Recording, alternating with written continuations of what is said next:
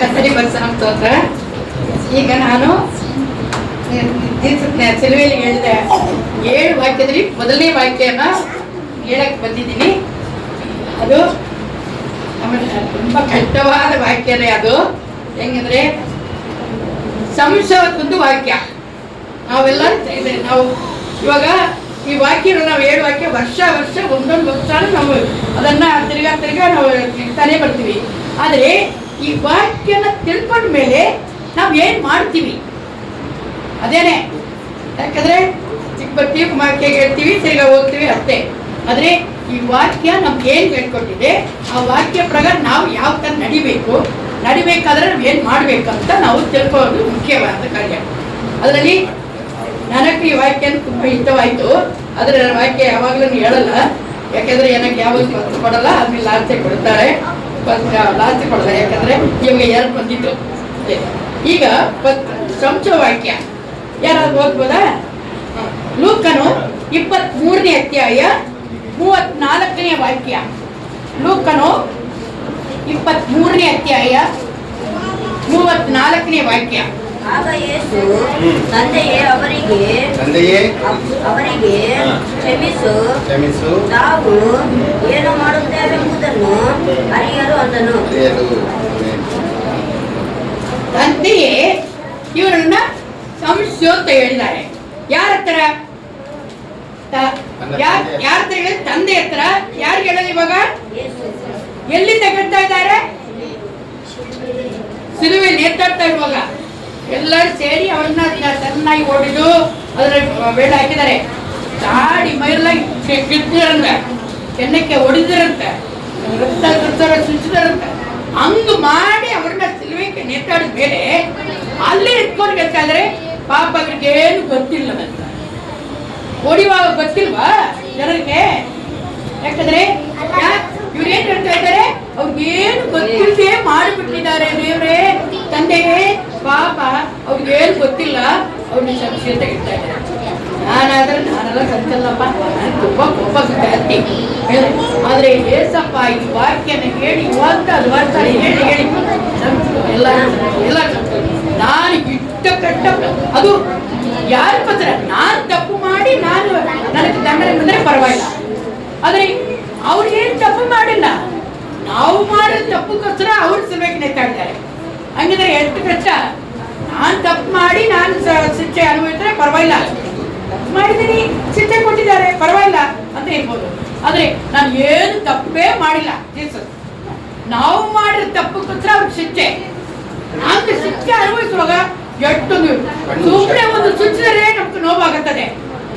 ಯಾರಾದ್ರೂ ಕಳ್ಕೊಂಡು ಹೋದರೆ ನಮ್ಗೆ ನೋವಾಗುತ್ತೆ.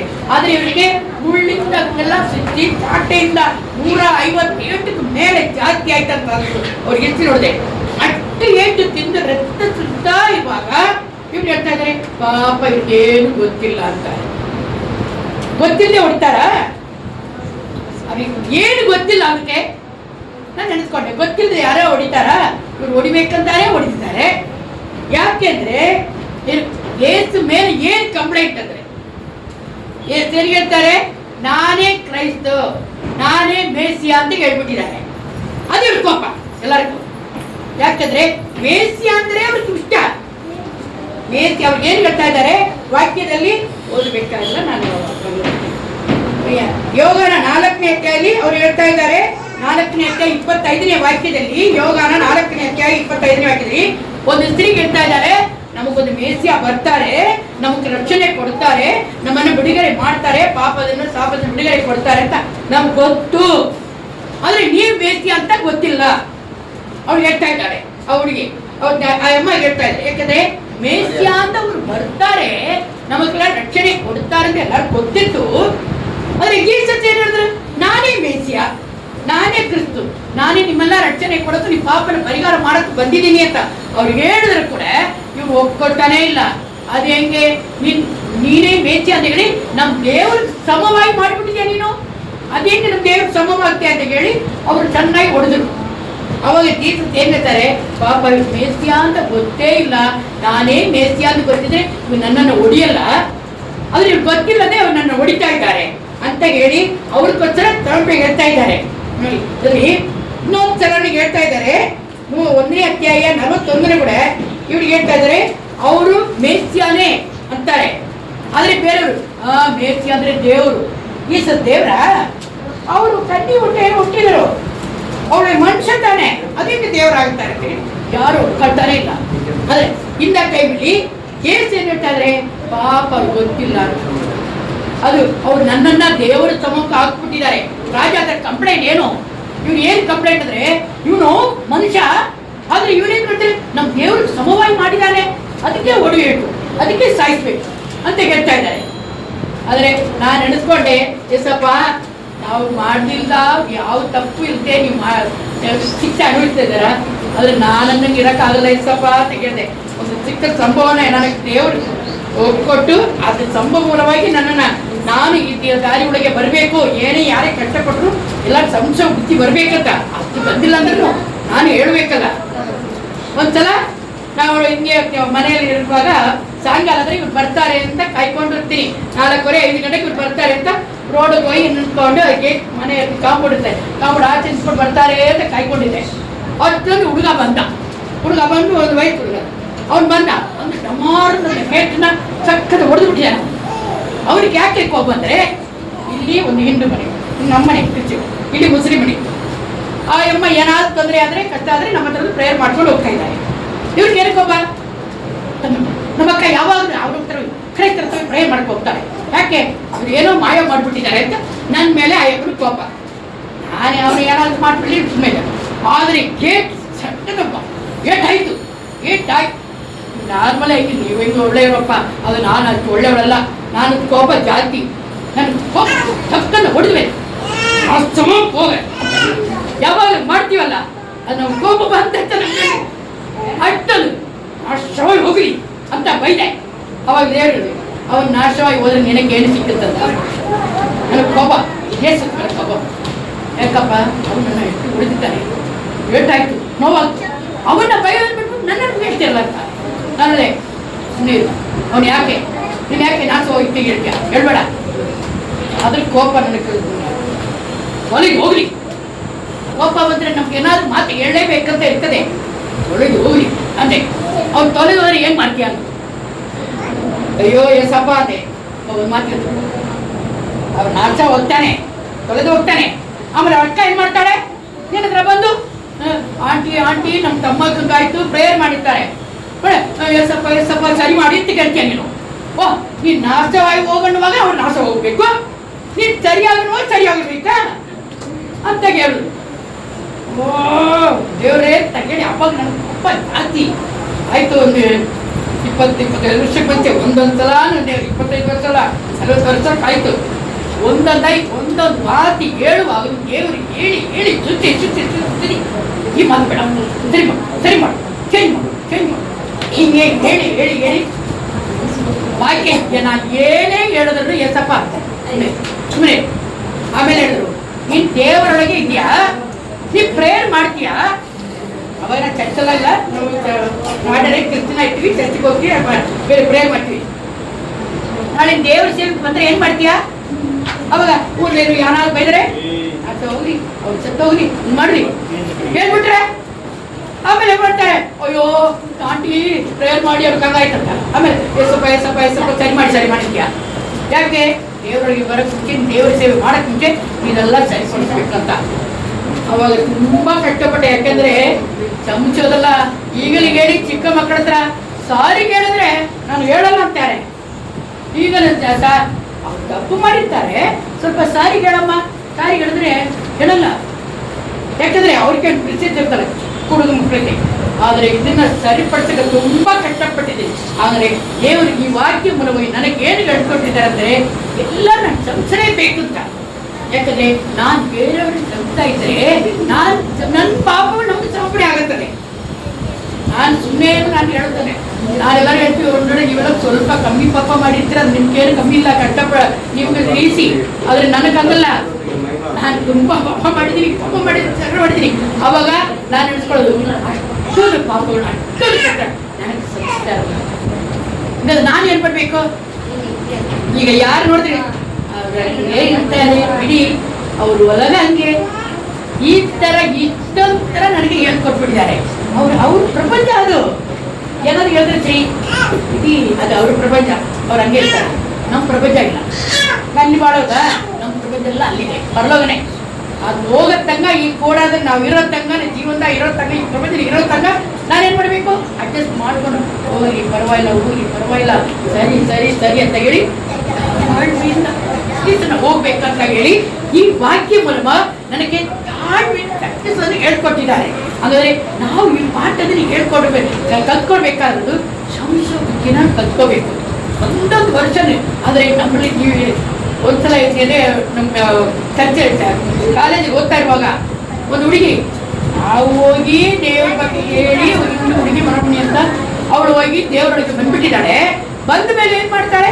ಯಾವಾಗ ನೋಡಿದ್ರು ಚಿಕ್ಕ ನ್ಯೂಸ್ ಇಟ್ಕೊಳ್ತಾಳೆ. ಇಟ್ಕೊಂಡು ಯಾವಾಗಲೂ ಫ್ರೀ ಟೈಮಲ್ಲ ಓದ್ತಾ ಇರ್ತಾಳೆ.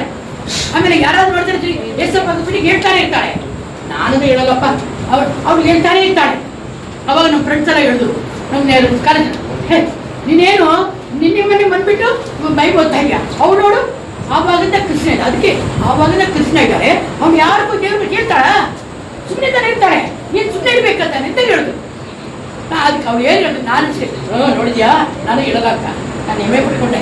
ಹಾಗೆ ಅವಳು ಒಂದು ಮಾತು ಹೇಳಿದ್ರು ಗೊತ್ತಾ, ನನಗೆ ಕೆನ್ನೆ ಕೊಡಿದ್ರ ಹತ್ರ ಇತ್ತು. ಅವಳು ಹೇಳಿದ್ರು, ಅಯ್ಯೋ ಅವಳು ಯಾವಾಗಲೂ ಕೃಷ್ಣ ಇರ್ತಾಳೆ, ಅದು ಅವಳು ಅಷ್ಟು ಪಾಪ ಮಾಡಿರಲ್ಲ, ಅದು ನಾನು ಹಿಂದಿಂದ ಬಂದಿದ್ದೀನಿ, ನಾನು ತುಂಬ ಪಾಪ ಮಾಡಿದ್ದೀನಿ, ಹೇಳಿದ್ದೀನಿ, ಕಳ್ತನ ಮಾಡಿ ತುಂಬ ಪಾಪ ಮಾಡಿದ್ದೀನಿ. ಆದರೆ ಆ ಏಸಪ್ಪ ನಾನು ತುಂಬ ಪಾಪವನ್ನ ನನಗೆ ಸಂಭವಿಸ್ತಾರಲ್ಲ, ಅದಕ್ಕೆ ನಾನು ಹೇಳಿದೆ, ನಾನು ತುಂಬ ಥ್ಯಾಂಕ್ಸ್ ದೇವ್ರ ಮೇಲೆ ತುಂಬ ಪ್ರೀತಿ ಜಾಸ್ತಿ ಆಯಿತು. ಅದಕ್ಕೆ ದೇವ್ರಿಗೆ ಹೇಳ್ತೀನಿ. ನನಗೆ ಗೊತ್ತಾಯಿತು, ಅಯ್ಯೋ ನಾನು ಪಾಪ ಮಾಡಿಲ್ವಾ, ನಾನು ತಪ್ಪು ಮಾಡಿಲ್ವಾ, ಅಯ್ಯೋ ಅಂತ ಹೇಳಿ ನಾನು ಹೇಳಿದೆ. ಅಯ್ಯೋ ಆಮೇಲೆ ಅಯ್ಯೋ ಎಸಪ್ಪ ಹುಡುಗಿ ಇವತ್ತು ಬಂದ್ಬಿಟ್ಟು ಎಷ್ಟಪ್ಪ ಬಂದ್ಬಿಟ್ಟು ಎಲ್ಲಾರಿಗೆ ದೇವ್ರಿಗೆ ಹೇಳ್ತಾ ಇದ್ದಾಳೆ. ನಾನು ಆವಾಗಿಂದ ಹುಟ್ಟುವಾಗಲೇ ಕಲಿಸಿ, ಆದರೆ ನಾನು ಕಲಿಸಿದ್ದು, ನಾನು ಕಲಿಸೋದು, ನಾನು ಕಲಿಬೇಕು ಹಂಗಿದ್ದೆ. ಆದರೆ ದೇವರು ಒಂದು ಯಾಕಮ್ಮ, ನೀನು ರುಚಿ ನೋಡಿದೆಯಲ್ಲ, ನಿನಗೆ ರಚನೆ ಕೊಟ್ಟಿದಾರಲ್ಲ, ನೀನು ರುಚಿ ನೋಡಿರೋದನ್ನ, ನೀನು ರಚನೆ ಕೊಟ್ಟಿರೋದನ್ನ, ನಿನ್ನ ಪಾಪ ಪರಿಹಾರವಾಗಿ, ನಿನ್ನ ಪಾಪದಿಂದ ಬಿಡುಗಡೆ ಆಗಿ ನೀನು ಇಷ್ಟು ಸಂತೋಷವಾಗಿ ಸಮಾಧಾನ ಇದೆಯಲ್ಲ, ಬೇರೆ ಯಾಕೆ ತಿಳಿಸಲ್ಲ ಅಂತ ಹೇಳಿ ದೇವರು ನನಗೆ ಕೆನ್ನೆ ಕೊಡಿದ್ರೆ ಹೇಳ್ತಾರೆ. ಆವಾಗ ನೆನೆಸ್ಕೊಂಡೆ, ಎಸಪ್ಪ ಸಾರಿ ಸಾರಿ ಸಾರಿ ಸಾರಿ, ನಾನು ಇದು ಯಾವಾಗಲೂ ಹೇಳ್ತೀನಿ, ಆದರೆ ನಾನು ಹೇಳೋದು ತುಂಬ ಕಷ್ಟಾನೆ ಅಂತ ಹೇಳಿದೆ. ಆದರೆ ಕೊನೆಗೆ ಆ college best out going student ಅಂತ ಹೇಳಿ ನನಗೆ ಒಂದು ಅವಾರ್ಡ್ ಕೊಟ್ಟಿದ್ರು, ಒಂದು ಕಪ್ಪು ಬ್ಯಾಸ್ಕೆಟ್ ಕೊಟ್ಟರು, ಕಪ್ಪು ಕೊಟ್ಟರು. ಆದರೆ 3 ವರ್ಷ ಒಳಗೆ ನನಗೆ ಒಂದೊಂದಾಗಿ ಸುತ್ತಿ ನಾನು ದೇವರಿಗೆ ಈಗಲೂ ಯಾರ ಬಗ್ಗೆ ಎಲ್ಲ ಹೇಳಿದ್ರೆ ಹೇಳ್ತಾರೆ, ನೀನು ಮಾತ್ರ ಮಾಡಿಲ್ವಾ? ಯಾರ ಬಗ್ಗೆ ಚಾಡಿ ಹೇಳುವಾಗ ಅಂದರೆ ಅಡಿಗಟ್ಟಲ್ಲ, ಏನು ಹೇಳಿಲ್ವಾ? ಅಂದರೆ ನಾನು ಫಸ್ಟು ಯಾರ ಬಗ್ಗೆ ತಪ್ಪು ತಿಳ್ಕೊಂಡೆ, ನಾನು ತಪ್ಪು ಯಾರ ಬಗ್ಗೆ ಪರವಾಗಿಲ್ಲ ಅಂತ ಹೇಳಿ ಮಾಡಿದ್ರೆ ಸರಿ ಹೋಗ್ತದೆ. ಆವಾಗ ದೇವ್ರು ಹೇಳಿದ್ರು, ಅವ್ರು ನಿನಗೆ ತೊಂದರೆ ಕೊಟ್ಟಿದ್ದಾರಲ್ಲ, ಅವನ್ನ ನಿನ್ನ ಮಗನಿಂದ ನಡೆಸ್ಬೋದು. ಒಂದು ವಾಕ್ಯ ನಾನು ಅವಾಗ ಹೇಳಿದ್ರು, ನೀನು ಅವನ್ನ ನಿನ್ನ ಮಗನ ನಡೆಸ್ಕೊ. ನಿನ್ನ ಮಗನ ನಡೆಸ್ಕೊಂಡ್ರೆ ಅವನ ಮೇಲೆ ಕೋಪಡ್ತೀಯಾ? ಇವಾಗ ನಮ್ಮ 3 ಮಕ್ಕಳಿದ್ದಾರೆ, ನಮ್ಮ ಮೊಮ್ಮಕ್ಕಳಿದ್ದಾರೆ. ಮಕ್ಕಳಿಂದ ಮೊಮ್ಮಕ್ಕ ತುಂಬ ಇಷ್ಟ. ಅಂದರೆ ಮೊಮ್ಮಕ್ಕಳು ಬಂದು ಹೊಡೆದ್ರೆ, ತಪ್ಪು ಮಾಡಿದ್ರೆ ನಾನು ಹೊಡಿತೇನಾ? ಬೇಡಪ್ಪ, ಯಾಕೆ ಹಿಂಗೆ ಮಾಡ್ತೀರಾ? ಬೇಡ, ಮುದ್ದು ಮಾಡಿ ಹೇಳ್ತೀನಿ. ಆದರೆ ಬೇರೆಯವರಲ್ಲಿ ಚಕ್ಕಂದು ಹೊಡ್ತೀನಿ ಅಲ್ವಾ? ಹೇಳುದು ಎಲ್ಲರೂ ನೀ ಸರಿಪಡಿಸ್ಬೇಕಾಗಿರೋದು ಈ ಹುಡುಗನ್ನ ನಿಮ್ಮ ಮಗನ ನೆನೆಸ್ಬೇಕು. ಆವತ್ತಿಂದ ಯಾವುದೇ ತೊಂದರೆ ಮಾಡಿದ್ರು ಆವತ್ತಿಂದ ನನಗೆ ತುಂಬ ರೈತರ ಫ್ರೆಂಡ್ಸ್ ಆಗಿದ್ದಾರೆ. ಈಗ ಗೊತ್ತಿಲ್ಲಪ್ಪ, ಆದರೆ ತುಂಬ ರೈತರ ಫ್ರೆಂಡ್ಸ್ ಆಗಿ ಎಲ್ಲ ದೇವರಿಗೆ ಬಂದಿದ್ದಾರೆ. ಅವ್ರು ಹೆಂಗಿದ್ದಾಗಿದ್ರ ನಾನು ನೋಡುವಾಗ ಮಾತ್ರ ಆಂಟಿ ಚೆನ್ನಾಗಿದ್ದೀರಾ? ಹಾಂ ಏಸಪ್ಪ ಅದಕ್ಕೆ ನಾನು ಬರ್ತೀನಿ, ಪ್ರೇಯರ್ ಮಾಡಿ ಅಂತ ಬಿಟ್ಟಾರೆ. ಅದಕ್ಕಾಗಿ ಈಗ ನಾನು ನಿಮ್ಗೆ ಹೇಳೋದಂದ್ರೆ, ನೀವು ಈ ವಾಕ್ಯದಲ್ಲಿ ಸಂಶೋಧನೆ ನಮ್ಗೆ ಬೇಕಾಗಿತ್ತು. ಅದಕ್ಕೆ ನಮ್ಗೆ ಯಾಕೆ ಶ್ರಮಿಸ್ಬೇಕಾದ್ರೆ ಅವರು ಗೊತ್ತಿಲ್ಲದೆ ಮಾಡಿದ್ದಾರೆ ಅಂತ ನೀವು ತಿಳ್ಕೋಬೇಕಷ್ಟೇ. ನೀವು ಗೊತ್ತಿದ್ರೆ ಅವ್ರು ಮಾಡಲ್ಲ. ಇವರೇ ಮೇಸಿಯ, ಇವರೇ ದೇವರು, ಇವರೇ ಕ್ರೈಸ್ತರು ಎಂದು ಹೇಳಿದ್ರೆ ಅವರು ಮಾಡಲ್ಲ. ಆದರೆ ಕ್ರೈಸ್ತರಿಂದ ನೆನೆಸ್ಕೊಂಡಿದ್ದೇಕೆ ಅವ್ರಿಗೆ ಮಾಡ್ತಾ ಇದ್ದಾರೆ. ಅದೇ ಲೂಕನ 23 2ನೇ ಅಧ್ಯಾಯದಲ್ಲಿ ಇವರು ಕ್ರಿಸ್ತ ರಾಜ ಅಂತ ಹೇಳಿ ಇವ್ರಿಗೆ ಹೇಳಿ ಕಂಪ್ಲೇಂಟ್, ರಾಜ ಹತ್ರ ಕಂಪ್ಲೇಂಟ್ ಹೇಳಿದ್ದಾರೆ. ಒಂದೊಂದು ಕಡೆನೂ ಇವರು ಮೇಸಿಯಾ ಅಂತ ಗೊತ್ತಿತ್ತು. ಆದರೆ ಇವರು ಮನುಷ್ಯನಾಗಿ ಹುಟ್ಟಿದ್ದಾರೆ. ಒಂದು ಹುಡುಗಿ, ಒಂದು ಅಮ್ಮ ಹತ್ರ ಕನ್ಯಮ್ಮ ಹತ್ರ ಹುಟ್ಟಿದರು ಅಂತ, ಇಲ್ಲ ಮೇರಿಯಮ್ಮ ಹತ್ರ ಹುಟ್ಟಿದರು ಅಂತ ಗೊತ್ತಿದ್ದ ಇವ್ರು ಮನುಷ್ಯರ್ತಾನೆ ಅಂತ ಹೇಳಿ ಹೇಳಲ್ಲ. ಆಗ ದೇವರಿಗೆ ಹೇಳೋದು, ನೀವು ನಮ್ಮೆಲ್ಲಾರೆ ನಮ್ಮ ಕೆಟ್ಟ ಅಭ್ಯಾಸಗಳು, ಕೆಟ್ಟ ಕಾರ್ಯಗಳೆಲ್ಲ ಬಿಟ್ಟು ದೇವರ ಹತ್ರ ಸಮರ್ಪಣೆಗಳಿಗೆ ನಾವು ದೇವರಾಗಿದ್ದರೆ ದೇವ್ರು ಏನ್ ಮಾಡ್ತಾರೆ, ನಮ್ಮ ಪಾಪಗಳನ್ನು, ನಮ್ಮ ತಪ್ಪುಗಳನ್ನು ದೇವ್ರು ಕ್ಷಮಿಸಿ ನಮ್ಗೆ ಪರಲೋಕ ರಾಜ್ಯನ ಕೊಡ್ತಾರೆ. ಈ ವಾಕ್ಯ ಮೂಲವಾಗಿ ನಾವು ತಿಳ್ಕೊಳ್ಬೇಕಾಗಿರೋದು, ಇವತ್ತು ಒಂದು ತೀರ್ಮಾನ ಮಾಡ್ಕೊಳ್ಳಿ. ಯಾರೇ ಇದ್ರು ಏನೇ ಮಾಡಿದ್ರು ನೀವು ಓಕೆ ಸಾರಿ, ಪರವಾಗಿಲ್ಲ, ಇಲ್ಲ ಅವರು ನಮ್ಮ ಮಕ್ಕಳದ ಏನ್ ಮಾಡೋದು, ನಮ್ಮ ಮಕ್ಕಳದ ಏನ್ ಮಾಡೋದು ಅಂತ ಹೇಳಿ ಎಲ್ಲ ಕೆಟ್ಟವರೆಲ್ಲರೂ ನಿಮ್ಮ ಮಕ್ಕಳು ನೆನೆಸ್ಕೊಂಡ್ರೆ ದೇವರು ಏನ್ ಮಾಡ್ತಾರೆ, ಅವರೆಲ್ಲರೂ ದೇವರಿಗೆ ಕರ್ಕೊಂಡು ದೇವರ ಮಕ್ಕಳಾಗಿ ಚೇಂಜ್ ಮಾಡ್ತಾರೆ. ನಾವು ಪರಲೋಕಕ್ಕೆ ಆತ್ಮಗಳು ಚೇಂಜ್ ಆತ್ಮ ಆದಾಯ ಮಾಡಬೇಕಾದ್ರೆ ನಮಗೆ ತುಂಬಾ ತಾಳ್ಮೆನು, ತುಂಬಾ ಶೌಚ ಬುದ್ಧಿನೂ ಬೇಕಾಯ್ತು. ಮಾಡಿದ್ರೆ ಮಾತ್ರನೇ ದೇವ್ರ ಮಾಡಕ್ಕೆ ಬರ್ತದೆ. ನಾವು ದೇವರಿಗೆ ಬಿಡಿಯಕ್ಕಾಗದೆ ಸೆತ್ತೋದ್ಮೇಲೆ ಏಸಪ್ಪ ಏನ್ ಹೇಳಿದ್ರು, ಸಂಶಯತೆ ಹೇಳಿದ್ಮೇಲೆ ಇವ್ರು ಹೇಳಿದ್ರು, ನನ್ನ ಜೀವನ ನಿಮ್ ಕರಕ್ಕೆ ಹೋಗ್ತೀನಿ ಅಂದ್ರು ಪಿಲಾತನು. ಯಾಕೆಂದ್ರೆ ನನ್ನ ಜೀವನ ನನಗೆ ಕೊಡಕ್ಕೂ ಅಧಿಕಾರ ಇದೆ, ಆ 3ನೇ ದಿವಸ ಅದನ್ನ ಎತ್ಕೊಳಕ್ಕೂ ಅಧಿಕಾರ ಇದೆ. ಯಾಕೆಂದ್ರೆ ಇವತ್ತು ಜೀವ ಕೊಟ್ಬಿಟ್ಟು 4ನೇ ದಿವಸ ಏನ್ ಮಾಡಿದ್ರು, ಭಾನುವಾರ ಬೆಳಗ್ಗೆ 3ನೇ ದಿವಸ ಆದ್ಮೇಲೆ ಆ ಜೀವನ ಅವ್ರೊಳಗೆ ಬಂದಿತ್ತು. ಕೊಡಕ್ಕೆ ಎಷ್ಟು ಧೈರ್ಯ ಇತ್ತು ಅವ್ರಿಗೆ, ಅದೇ ಅಷ್ಟು ಧೈರ್ಯದಿಂದ ಆ ಜೀವ ಅವ್ರಿಗೆ ಕೊಂಡ್ಕೊಳಕ್ಕೆ ಅವ್ರ ಅಧಿಕಾರ ಇತ್ತು.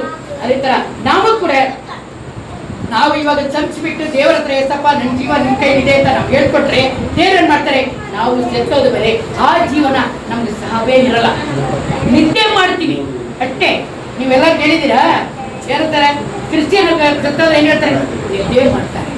ಯಾಕಂದ್ರೆ ನಮ್ಗೆ ಒಂದು ದಿವಸ ಇದೆ, ಎದ್ದೇಳ್ತೀವಿ, ಎದ್ದೇಳ ದೇವರ ಹತ್ರ ಬರ್ತೀವಿ. ಅವಾಗ ನಾವು ಎದ್ದೇಳಿದ ಮೇಲೆ ದೇವರೊಂದಿಗೆ ನಾವು ಪರಲೋಕ ರಾಜ್ಯದಲ್ಲಿ ಆಳ್ವಿಕೆ ಮಾಡ್ತೀವಿ. ಹೇಗಿದೆ ಏಸಪ್ಪ ಹೆಂgu ಮಾಡಿದಾರೋ ಅದೇ ಪ್ರಕಾರ ನಾವು ನಡ್ಕೊಂಡ್ರೆ ನಾವು ಒಂದ್ ದಿವಸ ಇವತ್ತು ಸತ್ತರು ಪರಲೋಕ ರಾಜ್ಯದಲ್ಲಿ ಆ ದೇವರ ಹತ್ರ ನಾವು ಇರ್ಬೋದಂತ ಒಂದು ನಂಬಿಕೆಯಿಂದ ನಾವು ಮಾಡ್ಬೋದು. ಅದನ್ನ ದೇವ್ರ ಪಿಲಾತ್ರ ಯಾರಿಗಾದ್ರು ನಂಬಿಕೆ ಇದ್ದಾರೆ, ನಾನು ಸಾಯುವಾಗ ಎಸಪ್ಪ ನಾನು ನಿನ್ ಕೈಲಿ ಕೊಡ್ತೀನಿ ಅಂತ ನೀವು ಹಂಗೆ ಕೊಟ್ರೆ ದೇವ್ರು ಮಾಡ್ತಾರೆ, ದೇವ್ರು ಆಶೀರ್ವಾದ ಕೊಡ್ತಾರೆ. ನಿಮ್ಮೆಲ್ಲ ಸಮರ್ಪಣೆ ಮಾಡಬೇಕು ಅಂತ ದೇವರು ನೀವು ಈಗಲಿಂದ ಹಂಗೆ ಬರಲ್ಲ, ನನಗೆ ಬರೋದಿಲ್ಲ, ಇದೊಂದು ಚಿಕ್ಕದಾಗಿ ಪ್ರಾಕ್ಟೀಸ್ ಮಾಡ್ಕೊಂಡು ಬಂದ್ರೆ ನೀವು ಬೇರೆ ಶ್ರಮಿಸಿದ್ರ, ನೀವು ಬೇರೆ ಶ್ರಮಿಸಿದ್ರೆ ನಿಮ್ಮ ಪಾಪಗಳು ಸಮರ್ಪಣೆ ಆಗುತ್ತದೆ. ಅವಾಗ ನಿಮ್ಮ ಪರಲೋಕ ರಾಜ್ಯ ನಿಮ್ಗೆ ಸ್ವಂತ ಆಗುತ್ತೆ. ದೇವ್ರು ಆಶೀರ್ವಾದ ಮಾಡ್ತಾರೆ.